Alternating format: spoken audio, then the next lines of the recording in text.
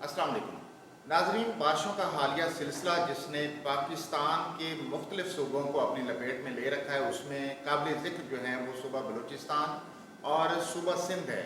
सूबा बलूचिस्तान और सिंध की जो आवाम है वो बुरी तरह इससे मुतासर हुई है, और पाकिस्तान के बाकी सूबों में अगर देखें तो KPK और पंजाब भी पीछे नहीं है। पंजाब के भी बहुत से इलाके जो हैं वो इससे बहुत ज़्यादा मुतासर हुए हैं, और उसकी सूरत हाल ये है कि कई लोग बेघर हो चुके हैं। कई अफराद जो हैं वो बारिशों के पानी में या तूफ़ानी ये जो लहरें थीं सैलाब की सूरत जो इख्तियार कर गई उसमें बह चुकी हैं। सखर बैराज से पता चला है कि 20 से ज़्यादा लाशें जो हैं वो सखर बैराज से निकाली जा चुकी हैं, लेकिन हमारे हुक्मरानों के कानों तक जो नहीं रही वो अब भी ना मईशत बचा सके हैं और ना अपने शहरियों का, अपने इस मुल्क के बासियों का कोई तहफ़्फ़ुज़ यकीनी बना पा रहे हैं, और ना उनकी मदद को पहुंच रहे हैं। एडवांस प्लानिंग होती तो जिन इलाकों में ये सैलाब हो रहा था, सैलाबी सूरत हाल पैदा हो रही थी, या बारिशों की पेशन गोई थी, या पीछे दरिया सिंध का पानी या चनाब का पानी आ रहा था, तो कबल अज़ वक्त वहाँ पे रिलीफ कैंप लगा के और आगाही मुहिम शुरू की जाती, ताकि वो लोग वहाँ से अपने माल मवेशी और बच्चों को लेके महफूज जगहों पर पहुँच जाते। लेकिन हुकूमत की तरफ से ये सुस्ती और काहली दिखाई गई। उन दिनों में जरदारी साहब जो हैं वो शहबाज शरीफ साहब का इलेक्शन बचाने की और वजारत बचाने के चक्कर में लाहौर बैठे हुए थे। वफाकी हुकूमत लाहौर बैठी हुई थी और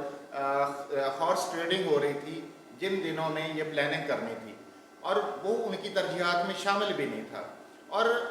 अगर बात की जाए कि हुकूमत की तरजीहात हैं क्या, हुकूमत की तरजीहात इस वक्त हुई हैं कि अपना इक़्तिदार कैसे बचाया जाए और अपना लूटा हुआ पैसा कैसे बचाया जाए, अपने केसों से छुटकारा कैसे किया जाए। आप पिछले 3-4 महीनों की उनकी प्लानिंग देख लें। PDM के जितने भी लोग हैं वफाकी हुकूमत में इस वक्त बराजमान हैं, उन्होंने कौन कौन से इनिशिएटिव लिए, कौन कौन से उन्होंने काम किए, क्या काम किए। नैब में चेंजिंग लेके आए, FIA में चेंजिंग लेके आए,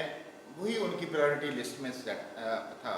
मईशत उनकी प्रायोरिटी लिस्ट में ही नहीं था, इसलिए बुरी तरह उसमें वो नाकाम हुए। इस वक्त डॉलर देखें कि इंतहाई लेवल पे पहुंच चुका है, 250 उसकी कीमत हो चुकी है। इसी तरह फ्यूल की प्राइसेस आज फिर बढ़ने की उम्मीद है, और बाकी जो चीज़ें हैं उनकी कीमतें जो हैं वो भी गरीब की पहुंच से दूर हैं। हुकूमत अपने लेवल पे काम थोड़ा कर रही है, ज़्यादा कर रही है। हमारा इस वक्त हमें बहैसियत कौम ये सोचना चाहिए कि सैलाबी इलाकों में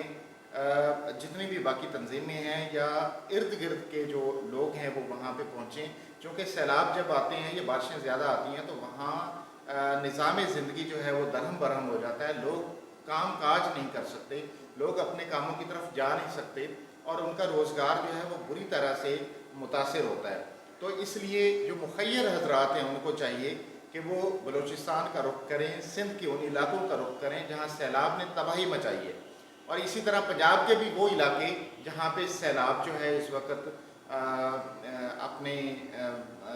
दरिया चनाब में भी पानी आ गया, सतलुज में भी पानी आ गया, और बाकी इलाकों में बारिशों के रेले आए हैं। तो वहाँ पे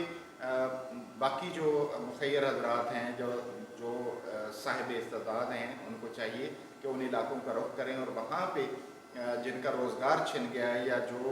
जो दिहाड़ी पे नहीं जा सकते, जिनका काम मुतासर हुआ है, जिनके पास रोज़ी नहीं है, बच्चों को खिलाने के लिए खाना नहीं है, तो उनके पास वाफिर मिकदार में बहैसियत कौम हमें सोचना चाहिए कि हम किस हद तक सिर्फ हुकूमत पे हमने